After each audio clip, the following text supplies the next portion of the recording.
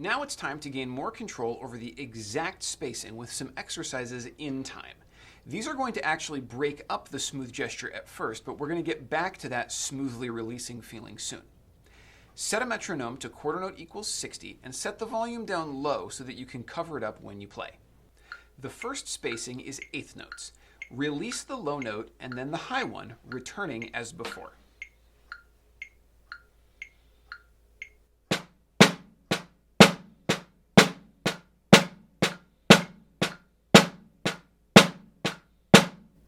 Notice that I'm just releasing, not prepping.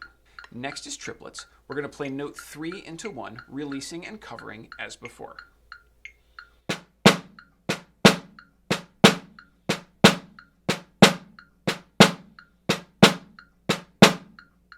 Next is sixteenths. We're going to play note 4 into 1 as before.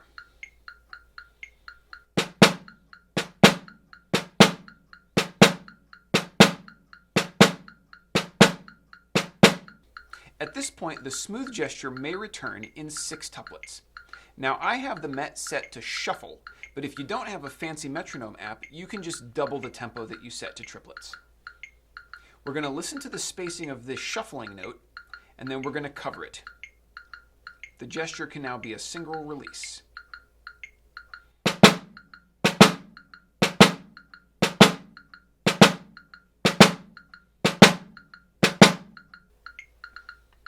The last is 30-second notes, and again, I'm using sort of a fancy rhythm on the Met. 1 and a 2, a 1 and a 2, a 1 and a 2, a 1. This is my favorite.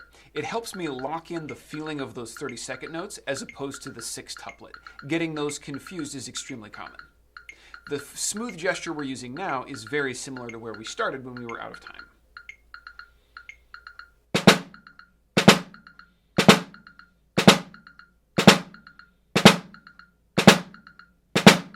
This approach is really good at training your ear to hear different spacings, but it's not complete until you play a range of tempos as well.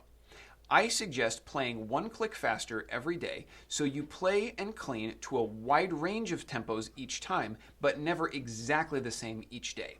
This will help prevent you from getting into a rut in your spacing.